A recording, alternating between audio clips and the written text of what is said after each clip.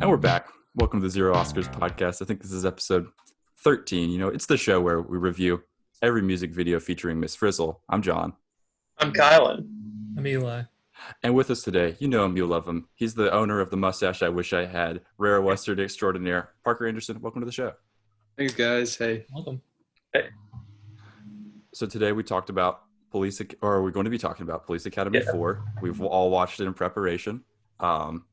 Before we get into that, how's everybody doing? What's something you've been watching? Talk to me before we have to deal with the 0%ness. I watched Police Academy 2 and 3. Truly a primer. Are you satisfied with your experience? It was the same movie, pretty much. The jokes were the exact same in every one of them. Nice. So I was actually with my fiance and her sister and some friends over the weekend, and they made us watch Avatar: The Last Airbender. Never seen it before. So we watched the first full season and about 5 episodes of the second season. So that's pretty solid. Yeah, we went through a lot of it. It was good. And then we watched Palm Springs on Friday, which was really good. I like that one a lot. That's the one on Hulu, right? It's like a Groundhog Day. Yeah, it's like Andy movie? Samberg. Yeah. It's it's definitely a comedy, but it's solid. I would recommend that one. I thought you were gonna say that they made you watch the live action Avatar: The Last Airbender movie, and I was like, oh, what cruel people! And then it was the show, so I was relieved. I've got to watch the trailer for that because they said that the trailer does enough to show how bad it is. So got to check it out. I've only seen like 10 minutes, but I've heard things. Yeah, I've heard it's terrible. It's unwatchable. It should be on this list, but it's surprising it's not. Yeah. Eli, what about you?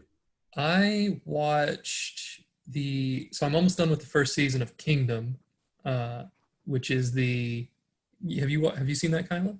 yeah, I have 1 episode left in season 2. Oh, nice. It's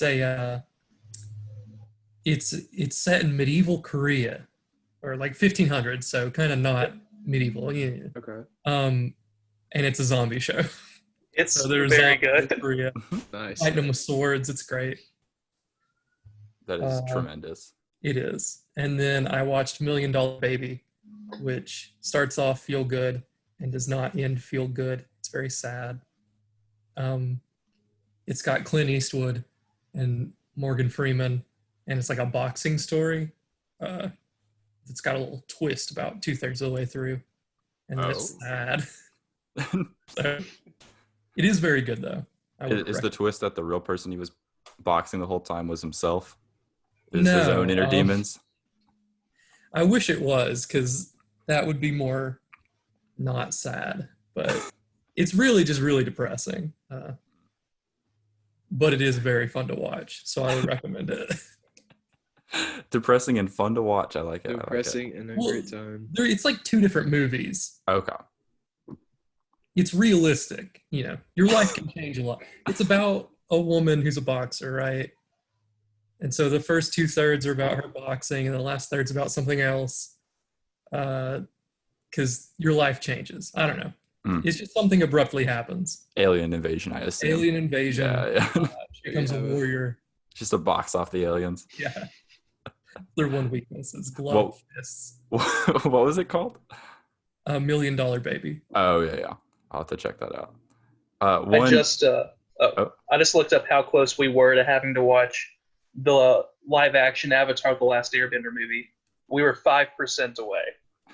Is that like 5%. One critic review? Like who? Well, there's 109. There's 190 reviews. Okay. So it's more than one. So it got a couple, yeah. Yeah, there were a few people who thought it was good. They should be removed from the site. Shame. As for myself, last night I watched half of Jiro Dreams of Sushi. I don't know if you guys have seen that documentary.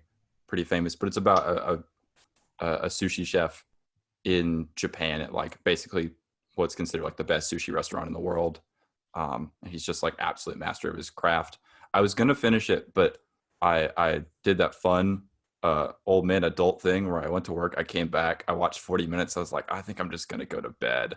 And then didn't go to bed, but I didn't finish the movie. So that's where we're at. But I did also, this past weekend, I watched Undone on Amazon Prime, if any of you have seen that.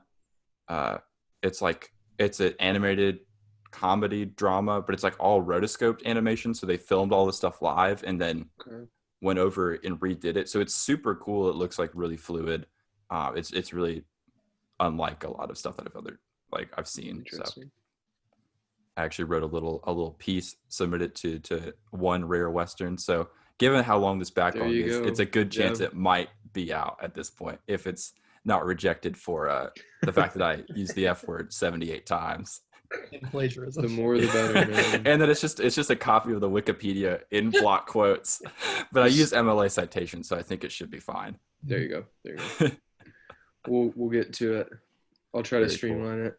Oh yeah, move it through the pipes a little faster. Yeah, right. Got a network, Like this is the real reason you're on the pod. Yeah. All right. Well, I think now's the time to move into Police Academy 4 territory, like it or hate it. From now on, by land. You have the right to remain silent. Who's gonna save me? By sea. Or by air. There's no escaping justice. Gentlemen, may I see your license and registration, please? Police Academy 4. Citizens on patrol. Now be careful, because a .44 Magnum has quite a kick. See it in your neighborhood while you still have one. So we'll start off with our beloved time summaries. Was it Kylan? I think we decided you have the 20-second slot. Is that right? Yeah, we did. All right. Excellent. Are you ready to commence? Yeah. All right, I'll count you in. All right, 3, 2, 1, start. Okay, we're back again. Cop stands for Citizens on Patrol. They get a bunch of citizens who end up becoming like cops, kind of, but not really. One of them is David Spade, who likes to skateboard a lot, apparently, and that's illegal here for some reason. And they're not really good at being cops, but then at the end, they actually succeed and catch some people. Incredible. Beautifully done. Not bad. All right. Eli? Sure. Shall I count you in? I guess. All right. 3, 2, 1. There's a new program that's supposed to make cops and citizens like each other better, which is usually a good idea, but it doesn't really work out because they accidentally, actually a real cop messes up, which is indicative of real life. And then all the citizens have to save the cops. That's pretty much the movie. It's such a meta flick. Yeah. Ugh. There, it should be back. And with the 10-second slot, I'll start myself off. I'll make sure this is working right. All right, 3, 2, 1. There we go. Cops open program. Citizens on patrol. Community operates provisionally. Can't overcome pranks. I stopped writing after this point. They catch some guys. It's a whole thing. Incredible. And with the coveted 5-second slot, a chance to summarize all of Police Academy 4 in 5 seconds. Yep. Parker, are you ready? Yep. All right, I'll count you in. 3, 2, 1, go. Local police department lets citizens do some brutalities. It's a regular Mortal Kombat game. Yeah, I mean, really, yeah. They just finally get the shot to do it themselves. What could be better? That old woman was looking for the shot to get. Oh, she was. Yeah, she was. She was so happy. How many? And it seemed like from the history that she had been doing this for a while, and she is just they had locked her up somewhere effectively, and then she found her way out. She wrote her way out. She needed the official license to kill. All right. Does someone want to sort of spearhead us as we walk through Police Academy 4? If not, I have some notes. I can get us started.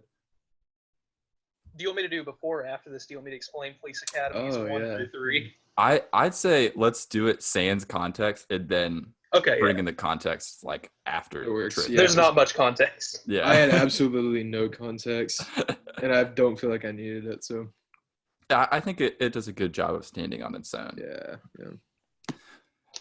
So we open. It's a squad car. Cops are listening to. I'm not sure if they're actually listening to the theme song "Citizens on Patrol," which is sort of this sort of hip hop knockoff pseudo rap type thing, where the cops are just sort of dancing back and forth in the car, and I believe it's Mahoney and his. Who's the other guy? His name's Jones. Jones. Yeah. I don't know anybody's. I didn't know that the guy was named Mahoney until the last 5 minutes of the movie, and I wrote down Mahoney because they're all just like nameless cops, which I mean I guess kind of works because this movie is not about serious character development. They're just trying to put some goofs in. But I have next to my notes because they play all the names in the opening credits on this montage as the cops drive down the street. I just wrote David Spade in here somewhere. I didn't realize until the end that he was one of the skaters, but this was his first movie ever. And he made it look so easy. Beautiful debut. So they sort of have this extended musical montage sequence, which is what a classic start. I feel like 90% of the films that we review on this show just have an unearned montage at the beginning that a good one would tell you, right? Like information really about the world. And this one doesn't really do that other than that they're cops. And then just goes on for 3 or 4 minutes because it can. They got to play that original song that they wrote. It's so true. It's very clearly they had this produced and then they're just like, well, we got to use it. We got to use it in full. I think they play it maybe 3 full times or something. But they head back to the old precinct, right? There's a meeting in progress. Baseball goes through their windshield, and or golf ball actually maybe. It's a golf ball. Yeah, a golf ball goes through their windshield. They see it came from their captain or commissioner. Captain Lassard. Yeah, from his office. Is incompetent in every film. The man should not be in control of a police academy. It's a frightening parallel to real life, I guess. Are you? We can't hear you. I can't hear you if you were trying to say something. I think it looks like you're on mute on Zoom.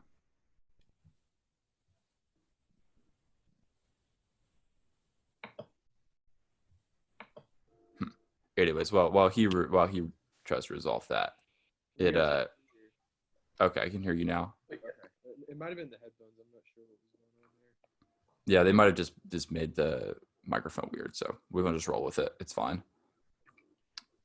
But they all go in. They all go in for this meeting where the captain announces the Citizens on Patrol community outreach program where they're going to bring in just lay people to sort of get involved with law enforcement, which obviously I had a crazy concept because law enforcement can never be improved or expanded upon, or we'll never see any sort of thing that resembles like this in real life. So it's pretty funny that they did it. But they do have, I will say I laughed more in this movie than I expected. I don't know if you guys had this experience. Yeah. I was just ready for really bad jokes that did not land. And I will say that they have like this captain, wouldn't you say his name's Captain Lazar? Lassard. Yes. So he's just constantly playing golf this whole time, right? And he's just taking shots and they just bounce off the walls, and then just all the people have to duck simultaneously to just let it hit where it's going to hit, which I did think was pretty funny. And I was like, that's humorous. I laughed a little bit. I laughed heartily. Heartily. My heart hurt from how much Police Academy 4 pleased me. Also, did we say the one guy was Officer Jones, right? Is he the one who's like obsessed with doing the Foley sound effects? Because I think that was my favorite thing throughout the film because he's very good. I mean, I assume a lot of it was like added, but no, that guy does all of them himself. Oh, does he do all of them? That's impressive. he grew up on an Air Force base and had no friends, so he just started mimicking sounds and got really good at it and went to Hollywood. It makes him sound like a parrot that he's just he's just mimicking things that he can find. But gosh, he's really committed to supporting the team, you know, like with these bits, which I really respect because, you know, he's put it, you know, you can't you got to have somebody on the team working with the team, and he's ready to do it. I don't remember what happens next. Somebody fill in. Then bits happen. We go from gag to gag for about an hour, and then the movie. That's the problem. Is like there's not really there's a plot loosely that they wrangle these people, but it's clearly just a situation, right? To enable certain jokes. So there's the other montage of David Spade skateboarding for like 5 minutes, and then they get mad. Like the effects when they're grinding and stuff. They got like the sparks and stuff everywhere. Mm-hmm. I was wondering about those sparks. Is that they're just like it's they seem totally out of place. Of like they're just like grinding on like just a stair. It's just like just sparks are flying up. Like they're like they're cutting with a circular saw. That like creates its own sparks. It's like that, but a skateboard. It's like skating around in their Jordans around the town. That town was empty for like the first like 10 minutes as well. Like there was not a car on the street. There was not a soul in sight. They're just like going through parking buildings and like downtown city streets, and it's just nothing. Yeah. A little skater's paradise. There's also a fun shot where you can see the shadow of the cameraman. Oh yeah, I saw that as he slides down. Sweet trick. Yeah. Yeah. I saw that. Very they cut cool. away really quick. Yeah. Yeah, they didn't even try. It almost looks like it almost looks like the way they cut away from it almost looks like they collided, like cameraman and skater, because they immediately cut off that one before he like normally would have left the frame. The stunt man just like crashed right into the camera guy. He just eats it. It was Tony Hawk. That was wild to me when the credits roll and they're like, yeah, Tony Hawk. It's weird seeing him so young, you know? Mm-hmm. It's weird that him and David Spade are the same person. That is odd. I never realized that. I like how David Spade, this isn't a spoiler, but at the end, like in the big like finale scene, every time it showed him, he was just like standing there like just like hands on his hips. And his gym shorts, he was kind of just like, yeah. He didn't do anything at all. He's just like chilling, just kind of like, all right, yeah. And I thought he was going to be this like central character because it's like David Spade, but then like you said, it's his first movie, so he's just trying to get some of that exposure. Well, they do spend like a long time like setting up the skaters. I think probably more than anyone, because it's these kids who are skating around, and like Kylan said, skateboarding is a crime in this city. Illegal. Yeah, it's the most illegal thing you could do. Well, they go into a mall, and then one of the cops pushes the kid. So while he's on a skateboard, he rolls back into like a judge, and the judge is like, "What the heck?" And they're like, "He did it. Let's go get him." It's like, what did you expect when you push a guy on a skateboard? Yeah, he just trucks him off the skateboard. And, yeah. That was when I knew that there was going to be some police brutality. It was like a small hint. It's this kind of cop. Well, I was confused because they eventually, after a lot of trial and error, catch these skateboarding kids and they take them to court, right? In court, they claim that the kids destroyed the mall, which they skate inside the mall, which I can understand why that's against the rules, but they don't. I didn't see them like break any property. Yeah. They literally just run like through a crowd of people. So I wasn't really clear like where the destruction was coming from. Did you guys miss something like where they have a plunger and they TNT like a Macy's or something? Or not the Macy's. I just had thoughts. I was like, yeah, like I hope you have a happy time in jail. Like, just give them a citation or something. But then, the second they did that and they were in the court, I was like, oh gosh, they're gonna give him the community service. And they're gonna be on the force. They're gonna take the white teenager option, and Yeah, exactly. it's gonna get written out of their record. Lieutenant Harris was like, send him to prison. Yeah. Lock him up. What a setup. But yeah, they end up joining the citizens on patrol begrudgingly on court orders, as do some other people. Some other random people. None of the people really have like a character, with the exception of that I can that's worth remembering, I guess. With the exception of like there's an old lady who's super like pro police. The old lady's room in that person's home is the funniest. Where Tackleberry comes in and it's just camo walls. Yeah, has an American flag by a bunk bed. That was she has the camo plane like strung up from the ceiling. When that scene happened, I thought for a brief moment Tackleberry was going to leave his wife for her in this film.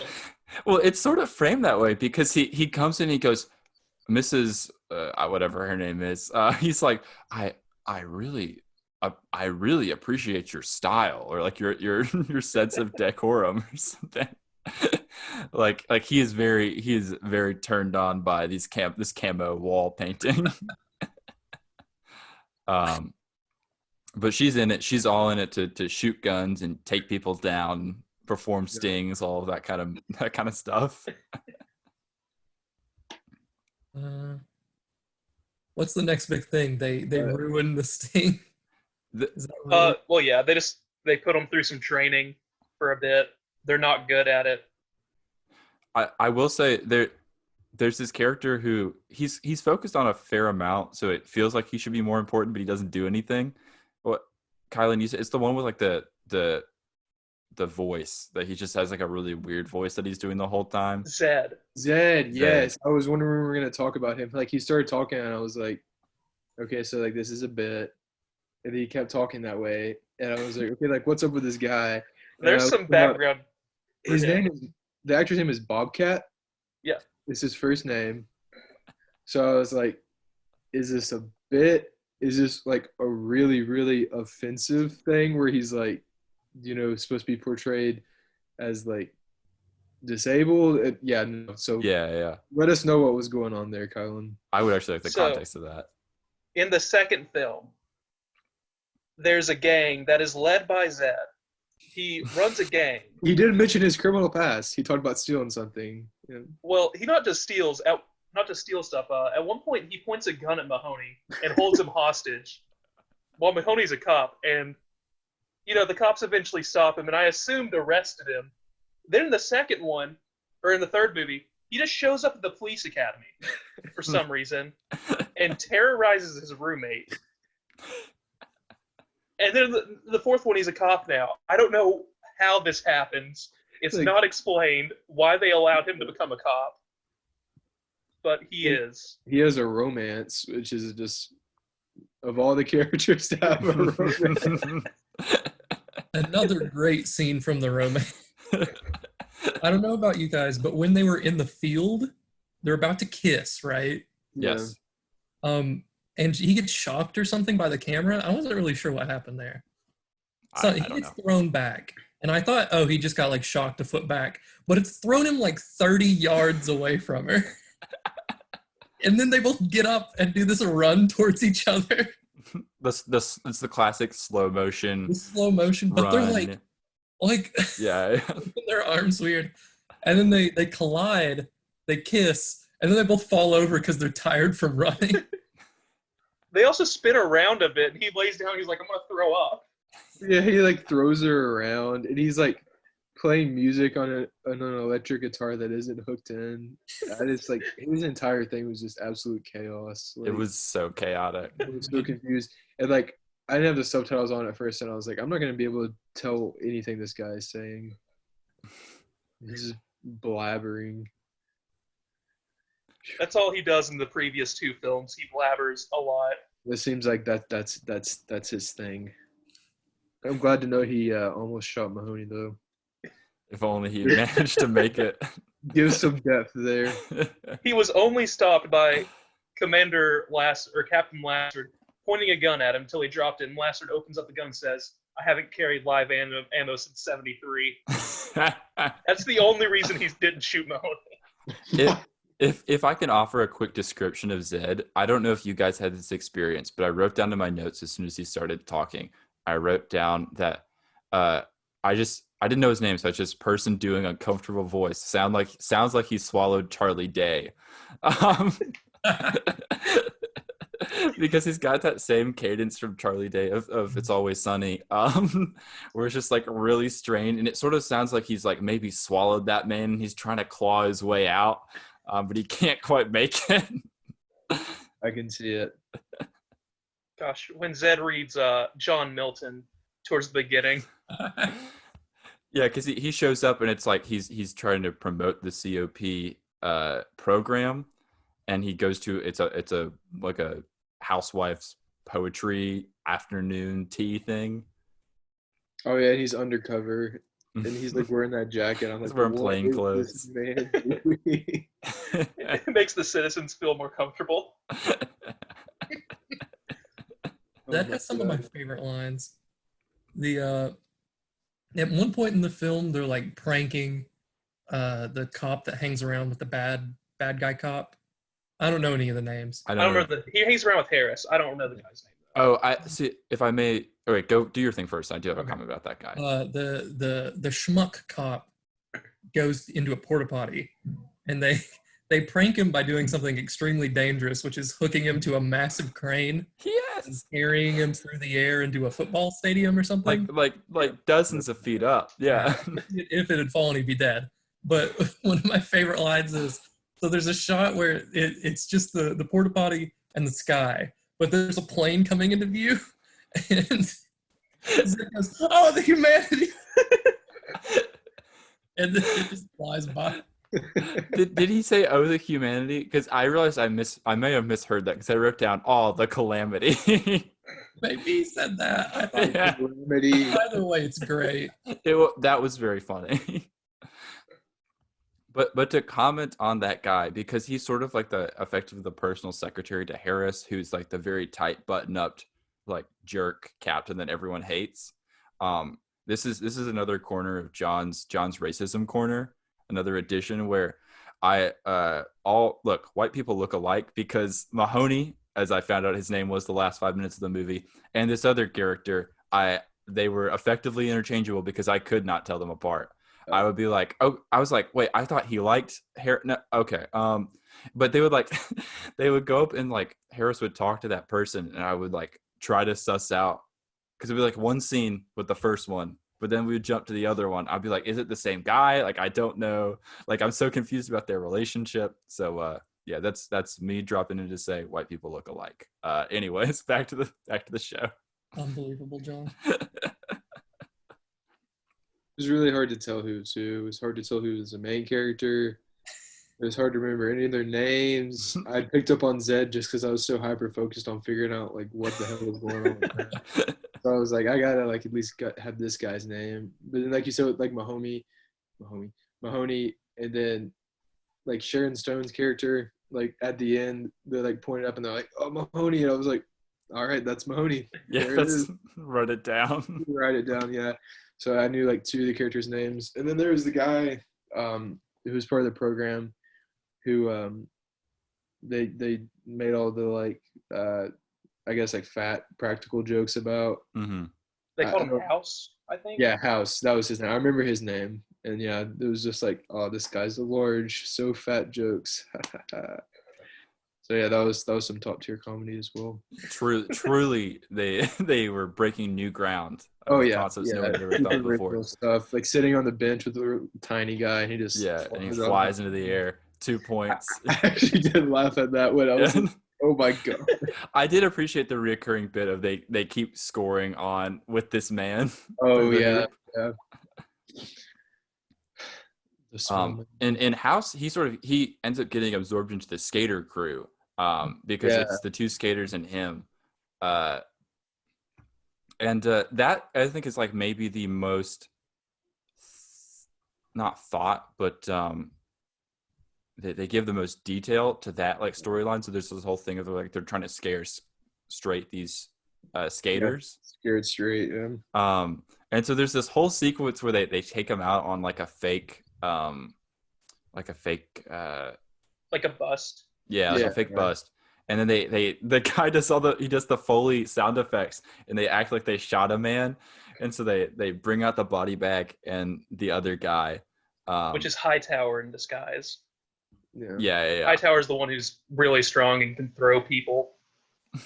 Is he like he's like super powered in this like universe? Like he just has the capacity to throw people? A little bit. He flips a car over in the first movie because he gets mad. He flips over a cop car. So he has the energy of a mom with her baby trapped underneath, but all the time.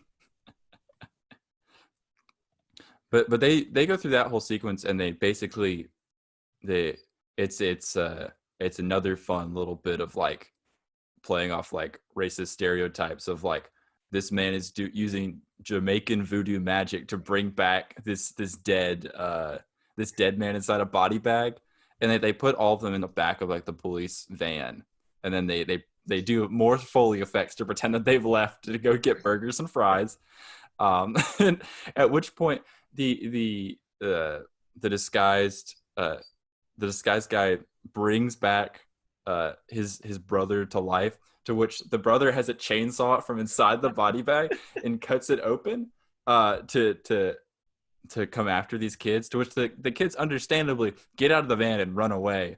But I do get the bit, right? But it is funny to me that it's framed as like they all come out and they're just laughing. They're like, oh, look at them. But they were in an enclosed space with a man who had a chainsaw and they were unharmed. So I do understand why they ran away.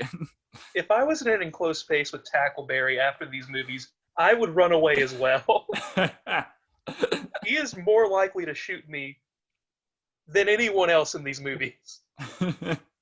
More likely than the villains. More likely to shoot you than throw you? Well, Hightower's more likely to throw me. Tackleberry is the one who had the chainsaw. Oh, gotcha. Tackleberry is the dude with like the 88 Magnum. Oh, yes. He like holds it, and it's like the barrel's like this long. It's just like...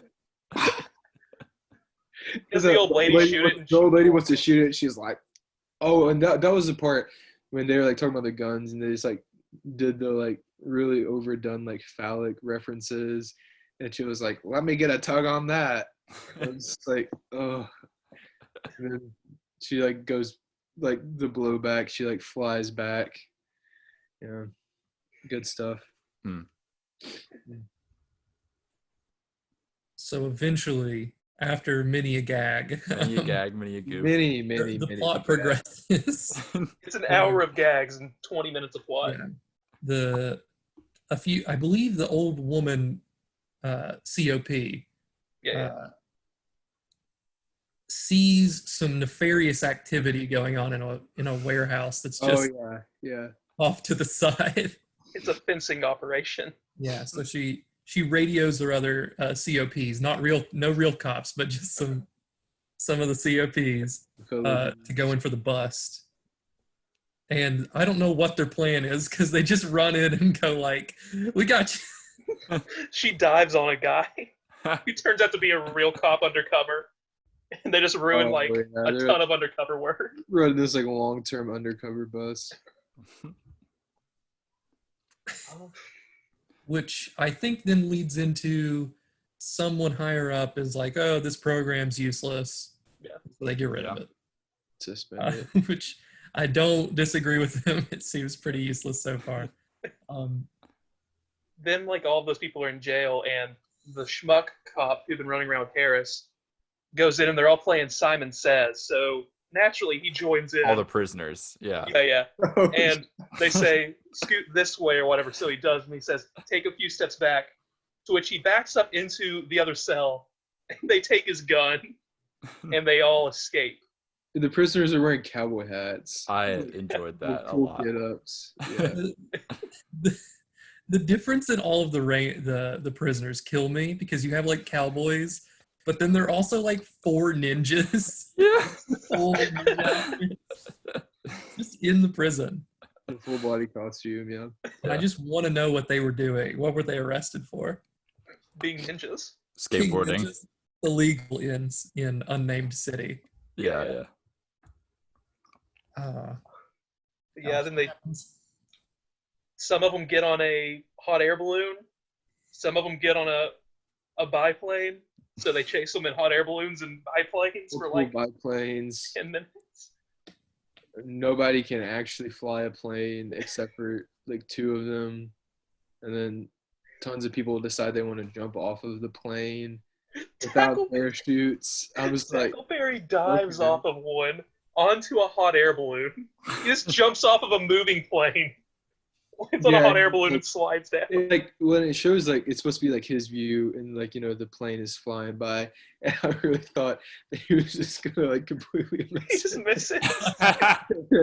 He was gonna like somehow hit like something soft on the ground, but then like he hits it, and then he like starts rappelling down it, and I'm like, okay, is this like actually like pretty intensive stunt work? Like, Yeah. I was like, that was pretty convincing. I was like this seems so out of place because it's like this is actually kind of decent, but also like it spends the entire movie making these people seem like idiots, and then it's like, let me jump onto a hot air balloon, slide down it, and they show up and he's just like points a gun in their face. It's like, all right, that's it.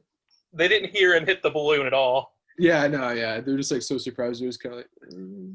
I just really want to know the environment right after you, the cop, have slid down the hot air balloon. You're hanging on one rope of the basket, and then you say, I want to see your license and registration.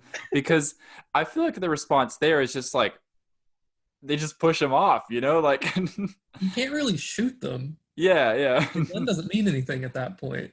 So is he going to get in the basket, in which case they're all just like shoulder to shoulder, just hanging out for He the next just like 20 jumps in minutes? and just like sits down in between.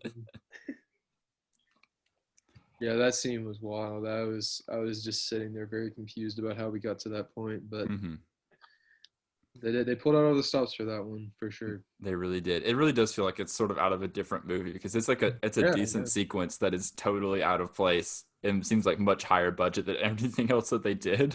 Oh yeah, for sure. The only other thing I can think of is like when the kids were skateboarding and they just like there's no ramp or anything.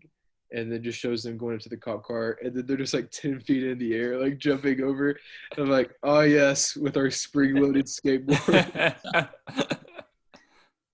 David Spade's powerful legs propelling him up. And then the second they get over it, they're like, oh yeah, triumph. And then the cop car just like comes like dramatically drifting in, is just out of it. It's like, all right, that's it. It's like your jump was for nothing, little David Spade. I honestly had no idea how old he was. He came on the screen and I was like, you could tell me he was like anywhere from like 20 to 35, and I'd be like, yeah, sure. I wasn't expecting him to be so young, so I wasn't sure which character he was supposed to be. But that gives us a pretty thorough breakdown of what happened. So we can leave this one and then rejoin, and we'll go through our trivia and some of our changes, and then. Now our man on the ground, our Police Academy correspondent, Kylan, you have seen the first 3 Police Academy films. So what are we missing? So the first one I think is actually like a decent movie.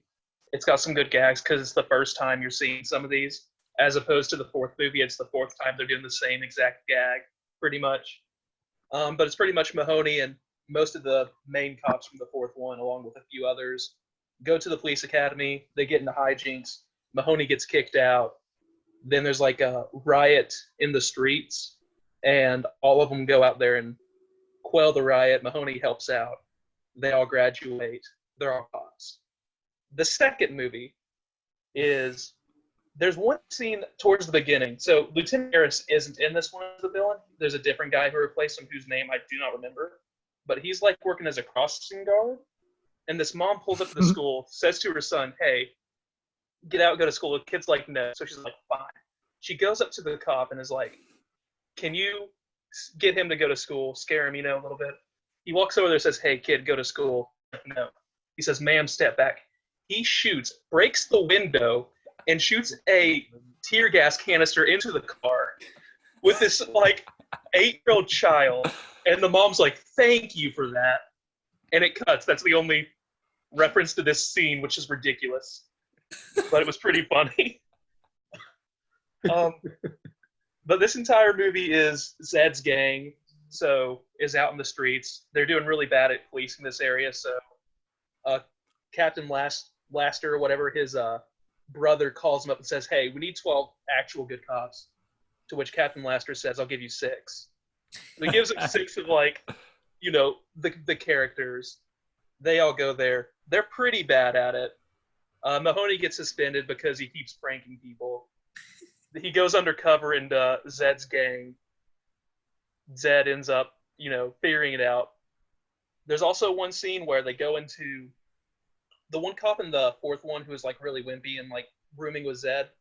Zed's gang goes in there and robs him, which Mahoney sees. He goes in. A few other cops go in. They all end up shooting at each other, and the 2 robbers have left. They shoot off over 1,200 rounds of ammo, doing like $70,000 worth of damage. Are they like Australians fighting emus, or?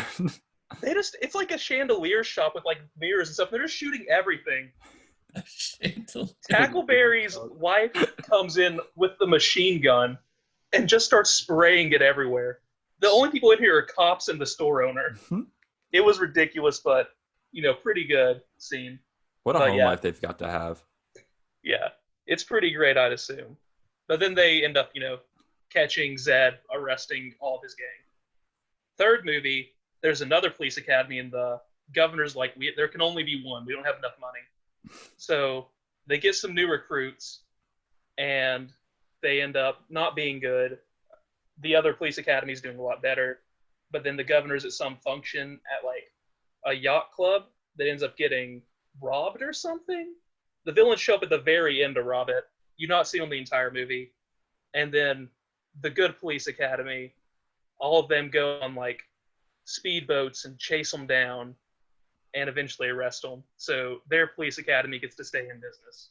That's the first 3 police academy movies. It's like the merger in The Office season 2 and 3. There can only be one branch. Yeah. There can only be one. But yeah, most of the jokes are very repetitive. The humor's very similar with all of them, which is why by the 4th one, you're like, I may have laughed at this the first time, but this is the 4th time I'm seeing, like, the Blue Oyster Bar is in every one of them, the exact same way. It was such a random scene. It's in every one of them. That same guy got sent there in the previous 2 movies. It's the same people getting sent there every time. Yeah. How does he not know?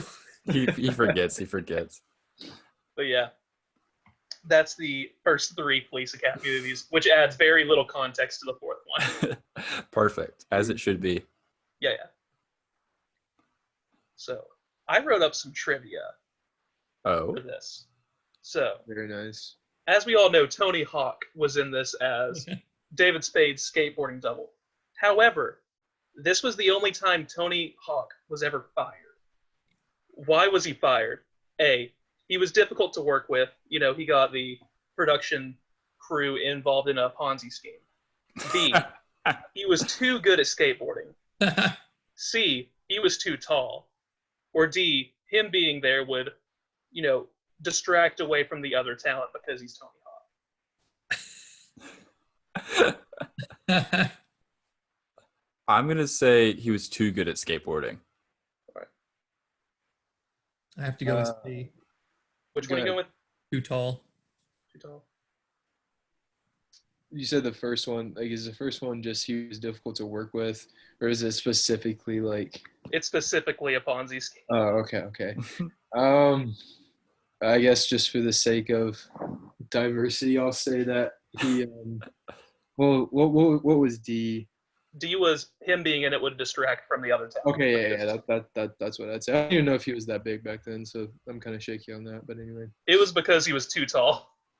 He is taller than David Spade, and they're like, this won't look right. He's too tall. That's a pretty fitting reason. It's reasonable. The Ponzi scheme thing could always be the correct answer because it has been the correct answer in a previous trivia question. So never count it out. Al Needham and Barry Bostwick. Yeah, the director of Mega Force got Barry Botswitz in a Ponzi scheme that lost him thousands of dollars. Solid. All right. Which stunt in this film nearly went wrong? A, the biplane chase. B, the old lady crashing a motorcycle through the shop window. C, Laster dropping a fish tank out of a window. Or D, the dog nuzzling on Harris's crotch. I love that being described as a stunt. It's a pretty intense stunt. Is this all of the biplane scene? Yeah, all of it. I think I'm going to lean towards the old woman and the motorcycle scene. If it had just been the part of the biplane scene where he almost falls off the hot air balloon, I would have been very excited and picked that one. But I'm going to go with the fish tank. Fish tank? I think it almost got dropped on someone. I'm going to go with the dog. Well, Parker is correct. The actor for Lieutenant Harris said the dog was a lot more aggressive there, and it was close to being pretty bad. Oh, God. it was almost real. What I was thinking, yeah. Almost had to method act. Okay. The football stadium porta potty scene was filmed during the pregame of the 1986 Gator Bowl. Gator! Which of the following teams played in this game? A, the Clemson Tigers. B, the Carson Newman Eagles. C, the Nebraska Cornhuskers. Or D, the USC Trojans. I will go ahead and say Nebraska. No, please. You go first. You go first. The Trojans is what I was going to. Clemson. John is correct. It was the Clemson Tigers versus the Stanford Cardinal. I was saying Clemson, maybe. Yeah. I wish it was Carson Newman. That would have been wonderful. That would be our claim to fame. So this is a trivia question that encompasses the entire Police Academy franchise. Cinematic. How many Razzie Award nominations did the entire Police Academy series receive? Like nominations? Nominations. Oh my gosh. A, 0. B, 1. C, 8. Or D, 17. I'm going big or going home. 17. 17? Yeah, 17 seems pretty. It was 0, 17, 1, and 8.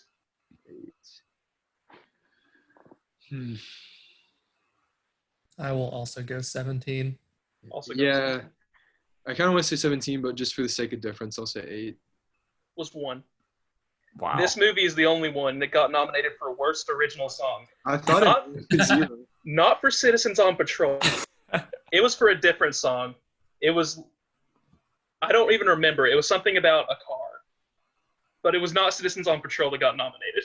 Interesting. And that is the only nomination from any of the Police Academy. From 7 movies. From 7 movies. It's impressive. They got to make 7 movies. Like, people must have loved them. Mm-hmm. Somebody was making money. Whatever reason. Like, before I started watching it and, like, actually read into it, like, just reading the titles and stuff and, like, seeing all the posters, like, it had a very British feel to me. Like, I thought that they were British at first. And I was like, maybe this is why it, like, people like them. And I was like, no, this is definitely American garbage. All right. Final question. This is true or false? True. This was the Police Academy movie that had the highest budget of the franchise.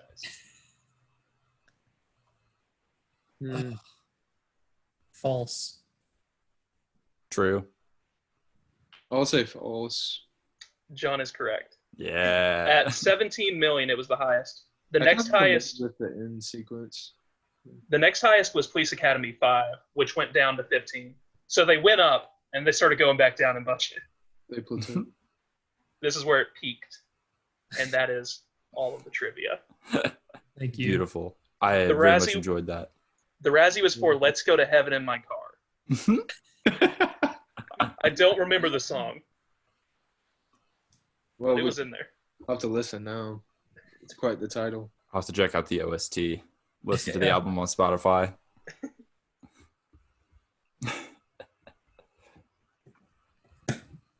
All right.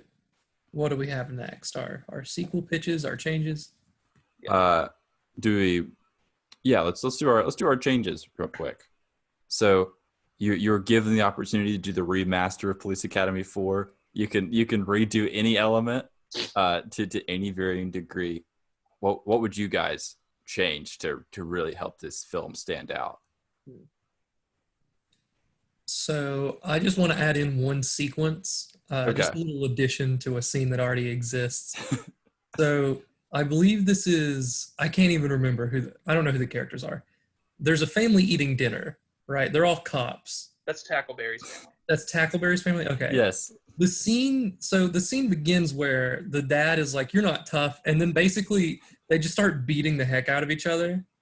Previous But two it's movies like- that happens. It's like really like zany hits, just like that kind of thing. Yeah. I just want that to slowly escalate. They go into the other room and it's just a wrestling ring, and they just have a match. Yes. Just sort of elongate that scene a little bit. They're in a boxing ring in the previous one.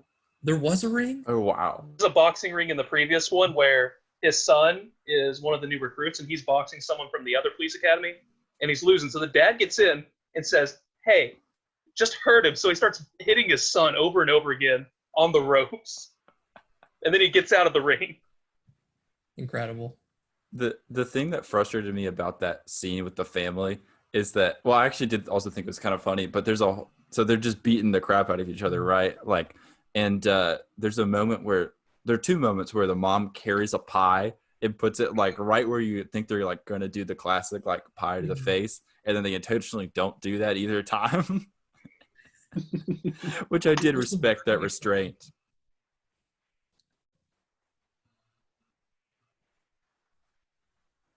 Trying to think what my change would be. I do have a small one, and it's sort of stealing things from what was sort of been talked about before, but I think it would be really amusing.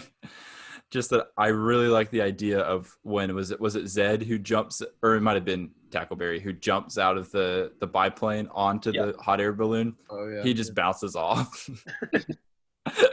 Yeah, that was great. I would have, they have a talent show just to showcase Zed playing an original song for a full 4 minutes. Zed goes for an entire song. He's playing the harmonica, the not plugged in electric guitar. He has like a bass drum in his foot. Yes. He is the one-man band. I don't know. Like I guess like if it were to actually like if I had something to like actually center the plot a little bit more, like I feel like one, there was never like a real antagonist, which like I mean obviously given the way the movie is, like it kind of is just nonsense anyway.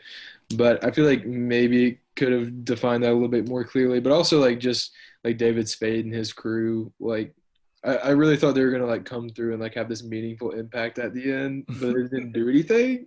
So like maybe like to involve them a little bit more in the end. Like I feel like it would have been amusing if they like somehow had to like be in the plane or something. That probably They're could skateboarding across the wings. From wing to wing. I mean, They jump from one That plane would to be the so other. cool. just use their like spring-loaded skateboards, just like, do a front flip and land on the other wing. So yeah, that would be pretty good. Beautiful, beautiful. I love them.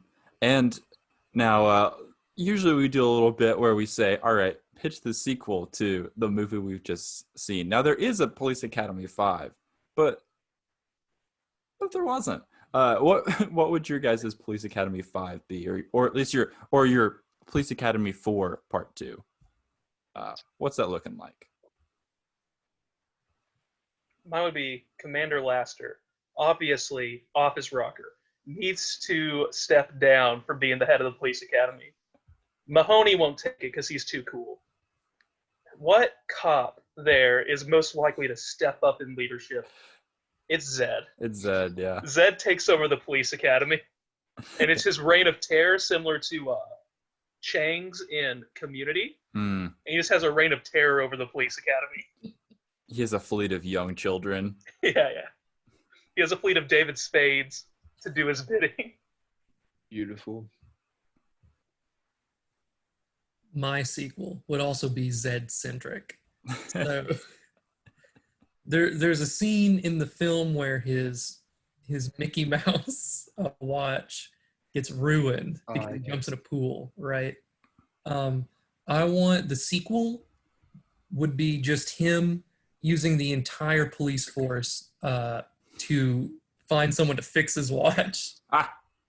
Because it was the only thing where someone actually cared about anything in the movie, really. Yes. Which is when he's like, he has sentimental value for this Mickey Mouse watch because it's the last thing he stole before he became a cop.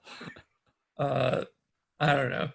It was the only emotion I ever felt in the whole movie was about this watch, and I just need it to be fixed for Zed.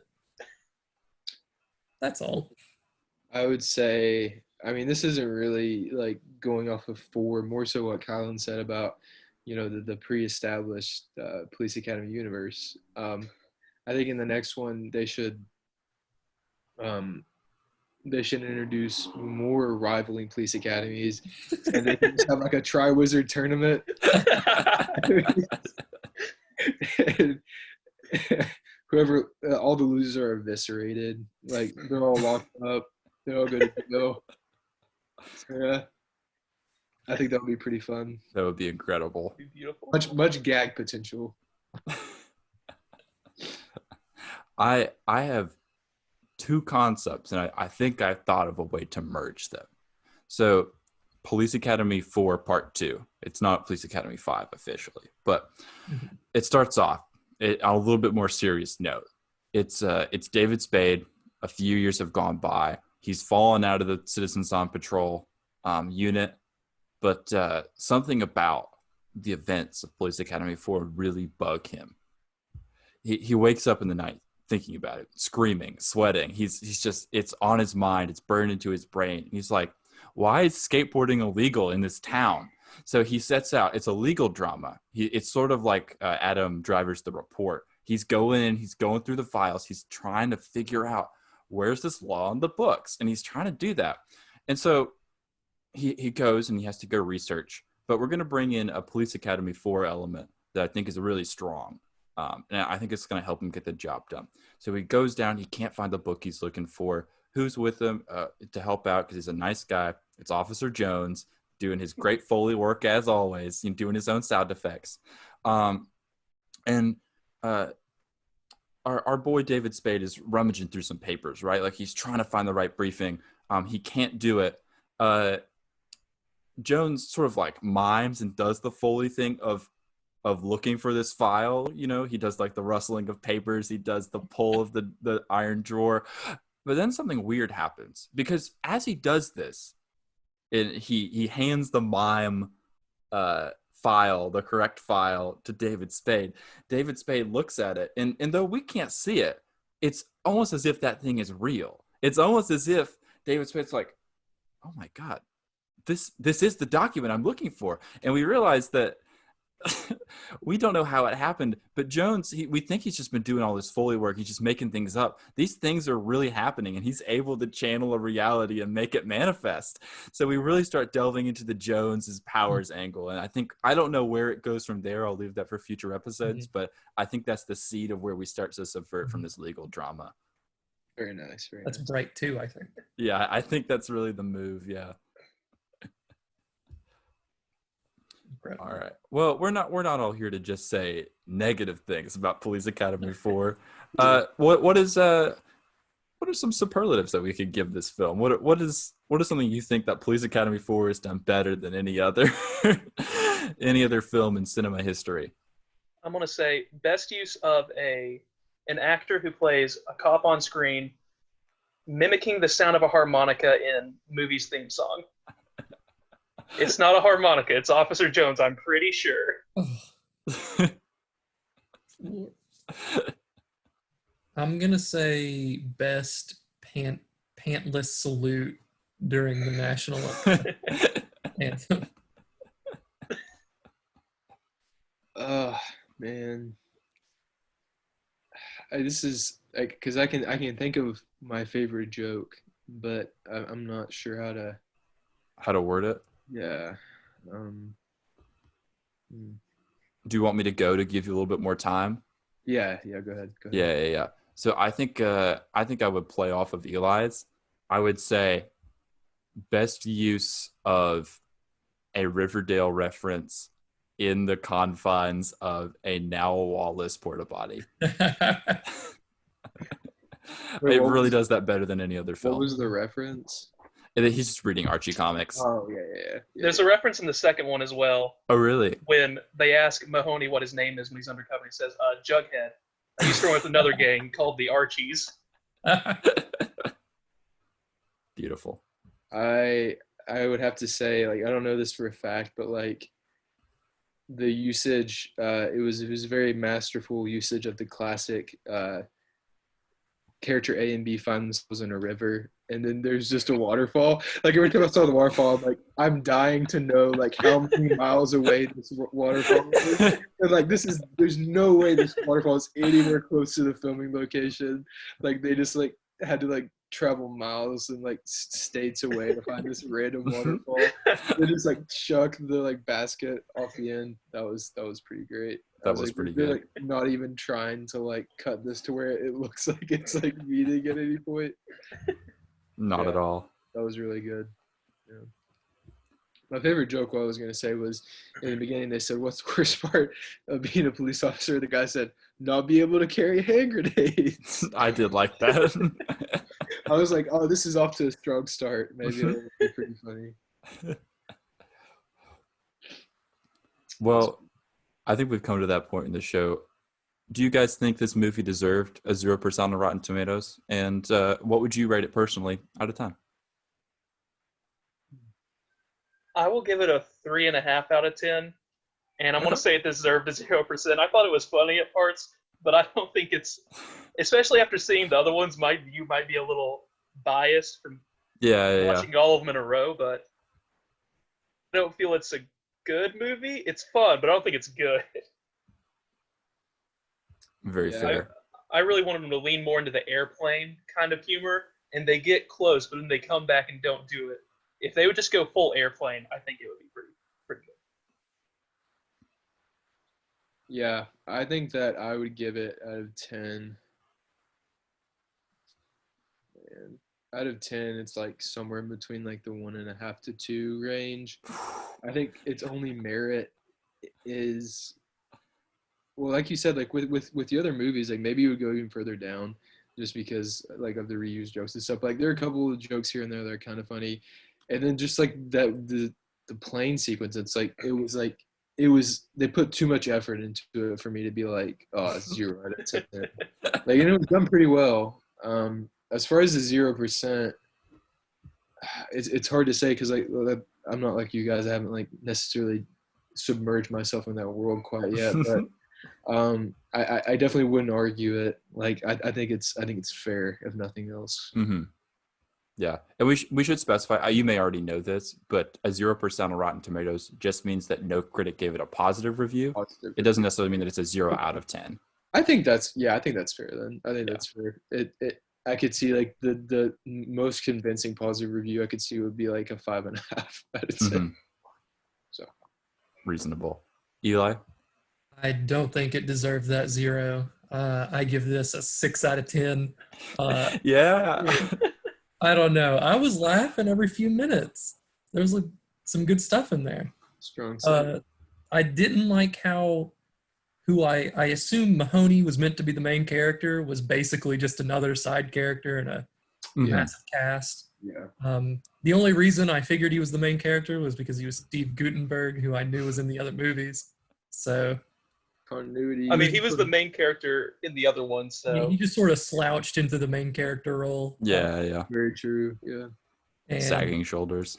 As much as there was more effort put in the end with the chase scene, actually, I thought it was very out of place, and it kind of was boring to me, except for the one arm rope gun move. Yeah. I do agree it was boring. That part. Yeah, it was kind of exhausting. I much preferred just here's a scene with a gag. Here's a scene with a gag. Yeah. Stuff. Yeah. I thought it was pretty funny. I am definitely probably more on Eli's end of the boat. just because I feel like I don't know. I feel like I tend to skew higher anyways, but I don't think this deserved a 0%. Like it's a comedy. I think it's pretty effective as a comedy. It's not a great movie, but it is pretty funny. So I was gonna give it 5.5 or 6 out of 10. So I think that's reasonable. It made me laugh. I think like looking at all the movies we've done, I think it's one I'd be like, I'd watch this again with a group. Like I feel like it would be good. Yeah. There's good stuff to riff on. There's some actually funny things. So it's much more enjoyable than a lot of the other ones we watched. Yeah. Well, Christian was catching a couple of glimpses, and he was like, "This seems like remotely enjoyable." I was like, "Yeah, we could probably sit down and watch it. You could beers, have a good time." If you want to come back for the continued 5, 6, and 7 to be our correspondent, you feel free to bring him along, bring whoever along who's just brought into the wheelhouse. They see Police Academy from afar and they want in. We're here to facilitate that. For the next one, they're at Miami Beach. Oh, really? For Police Academy 5. Do we want to quickly speculate what we think like is the focus of 5? Because I have no idea. If it's in Miami, I feel like maybe it's a little bit more focused on like an actual like crime operation happening, but then also like with what happened with the whole like citizens on patrol, I'm like, that's way too serious, so probably not. But I'm thinking they might, because as I've watched, they went more and more into the spoofy airplane kind of thing, and I really hope to see them descend farther into that, because I would much more prefer that than them going back and forth between serious at points. I want it to be outlandish. I want more outlandish stuff like the random fight and someone jumping off a plane to land onto a hot air balloon. I want outlandish stuff like that, so I'm hoping they go farther. I do really love the idea of you get 5 movies deep and it suddenly becomes a super serious reflection on like police brutality and effective means of community policing. They go, maybe we shouldn't have done this, and they just have a lot of like self-reflective moments. But I feel like it's going to we're going to see like the water a lot, right? Like there's going to be maybe we have like some Coast Guard training. I speculate we have at least 4 Cubans in the film. They're all Mark Cuban. Mahoney's not in the next one, so no. He truly will be missed. It's all Zed focused, baby. I hope we get a lot of Zed, Jones, Hightower, and Tackleberry. Tackleberry. I'm your Tackleberry. All right. Well, I think that about sums it up. I have one thing. Oh yeah, please jump in. Yeah. Sorry. Just because I just remembered it. I will say the the pool scene, the very like overtly sexual scene. Nice. Like super bizarre. When that happened, I was like, is this movie like about to take a shift? Like, what even was it? Like PG-13, or was it? And they're rated R. Oh, really? All of them have something like that at some point. Okay, yeah, because I was watching it, I was like, this is like delving off. Interesting. Well, because it didn't have language really. That was no, not really. Yeah. Okay. Anyway, but it's usually specifically with that woman in the previous ones. Oh, is it always? Oh, that's interesting. Weird. Like very textual role there. Yeah, you barely saw him in this one, but the Asian police officer, he was like a foreign exchange student sort of thing with the police academy in the last one. Yeah. And they got together, which he references in this one. Yeah. And wrestling on top of each other. Yeah, that was some great material there. Anyway. Truly pushing boundaries. Yeah. That's all I had. Yeah. Indeed. But gentlemen, it's been a pleasure discussing Police Academy 4 with you. Parker, at this point, if you've done all this work, do you have anything that you really want to plug on this platform that goes out to so many people? Truly, it'll expand your influence and reach. I mean, it's just I'm glad I got to jump on. It's been fun. Yeah, I mean, we'd sometimes post stuff on our Western. Did his feed just die? He just froze. Zoom does not like promotion. How he wanted to be remembered. This picture of him is killing me. Oh, Wait, he's you're back. back. He's back. Yeah. Okay, it froze for like 20 seconds. It just was like gone. Oh, yeah. It says your internet connection's unstable. Great. Oh, no. Anyway, but yeah, I mean, we post on Rare Western sometimes. We got a few things that are probably in the works. But yeah, I mean, if you, anyone out there, if you like to write about anything and you want it to be shared with maybe a little bit more people than you could get otherwise, just posting it yourself, send it our way, and we'll run it through. Like I said, I mean, at this point, I mean, we started it as a quarantine thing. And of course, you know, we're still in quarantine, but we're also lazy, so we kind of like stopped doing as much. But I know that feeling. It's still an entity. So yeah, that's my only thing. Like I said, thanks for having me on this. This has been a lot of fun. So of course, thank you. Thank you for being on. All right. Well, next week, I believe, gentlemen, we'll be reviewing, what is it, Mac and Me? It's Mac and Me. With confirmed special guest, unless things go awry. John McClellan will be in. It's confirmed on the pod. He's in for Sunday. Yeah. So incredible. I can't wait. I will be tuning in for sure. It's going to be good. Right after that, we get back into another Police Academy. Police Academy 5, which we'd love to have you back to continue the correspondence. I would love to be back. Yeah, excellent. I mean, I've got to see it through now since we see. There's something really special about like not knowing what's going to happen. Mm-hmm. Yeah. I would really love to see if any of us got any of the points right. So I would too. We'll see. All right. Well, gentlemen, good work. Farewell. And we will see you all next time. Yeah. See you guys. Take care.